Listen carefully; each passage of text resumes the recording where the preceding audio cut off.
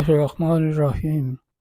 حضرت اویس کرنی کی زندگی ایک عظیم مثال ہے جو ایمان، محبت اور قربانی کے اصل معیار پر مبنی ہے۔ آپ رضی اللہ تعالیٰ عنہ کا اصل نام اویس بن عامر تھا اور آپ یمن کے علاقے قرن میں پیدا ہوئے۔ اسی نسبت سے آپ کو اویس کرنی کہا جاتا ہے۔ ابتدائی زندگی: اویس کرنی ایک غریب گھرانے میں پیدا ہوئے اور آپ کی پرورش بھی سادگی اور قناعت کے ماحول میں ہوئی۔ آپ کا تعلق قبیلہ مراد سے تھا۔ آپ کی والدہ نابینا تھیں اور آپ اپنی زندگی کا زیادہ تر وقت ان کی خدمت میں گزارتے تھے۔ والدہ کے ساتھ حسن سلوک اور خدمت گزاری کے حوالے سے آپ کی مثال آج بھی دی جاتی ہے۔ محبت رسول صلی اللہ علیہ وآلہ وسلم: حضرت اویس کرنی کو نبی کریم صلی اللہ علیہ وآلہ وسلم سے بے پناہ محبت تھی۔ حالانکہ آپ صلی اللہ علیہ وآلہ وسلم کبھی ملاقات نہ کر سکے۔ نبی کریم صلی اللہ علیہ وسلم نے فرمایا تھا، اویس کرنی ایک ایسا شخص ہوگا جس نے اپنی والدہ کی خدمت کی خاطر میرے ساتھ ملاقات کا شرف ترک کر دیا۔ یہ محبت اور اطاعت کا وہ درجہ تھا جس نے اویس کرنی کو دنیا بھر میں مشہور کر دیا۔ ملاقات کی خواہش: اویس کرنی کو نبی کریم صلی اللہ علیہ وآلہ وسلم کی زیارت کی بے حد خواہش تھی، لیکن ان کی والدہ بیمار تھیں اور وہ انہیں چھوڑ کر مدینہ منور نہ جا سکے۔ ایک مرتبہ آپ نے مدینہ جانے کی اجازت لی، لیکن والدہ نے تاکید کی کہ اگر نبی کریم صلی اللہ علیہ وآلہ وسلم موجود نہ ہوں تو زیادہ دیر وہاں نہ رکیں۔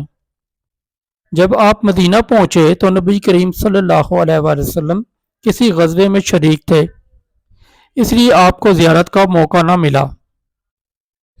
آپ اپنی والدہ کے حکم کے مطابق واپس یمن لوٹ گئے۔ نبی کریم صلی اللہ علیہ وآلہ وسلم کی گواہی: نبی کریم صلی اللہ علیہ وآلہ وسلم نے اپنی زندگی میں ہی صحابہ کرام سے فرمایا تھا کہ میرے بعد ایک شخص یمن سے آئے گا جس کا نام اویس کرنی ہوگا۔ وہ اپنی والدہ کی خدمت کرنے والا ہوگا اور اگر وہ تمہارے لیے دعا کرے تو اللہ اس دعا کو قبول فرمائے گا۔ خلافت عمر رضی اللہ تعالی عنہ کا واقعہ: نبی کریم صلی اللہ علیہ وآلہ وسلم کے بعد جب حضرت عمر فاروق کو حضرت اویس کرنی کی بابت نبی کریم صلی اللہ علیہ وآلہ وسلم کی پیش گوئی یاد آئی تو وہ انہیں تلاش کرنے لگے۔ ایک وقت آیا جب حضرت عمر رضی اللہ تعالی عنہ اور حضرت علی رضی اللہ تعالی عنہ نے اویس کرنی کو تلاش کر لیا۔ حضرت عمر نے ان سے دعاؤں کی درخواست کی اور دعائیں قبول ہوئیں۔ زہد اور تقوی: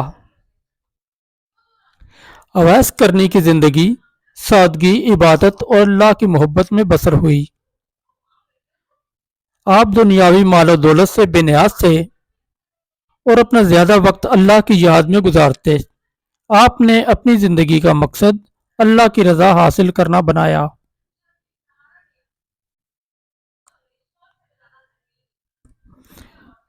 وفات: حضرت اویس کرنی نے جنگ صفین میں حضرت علی کے ساتھ حصہ لیا اور شہادت کا درجہ پایا۔ آپ کی قبر مبارک شام میں موجود ہے اور آج بھی زائرین کے لیے ایک مقام احترام ہے۔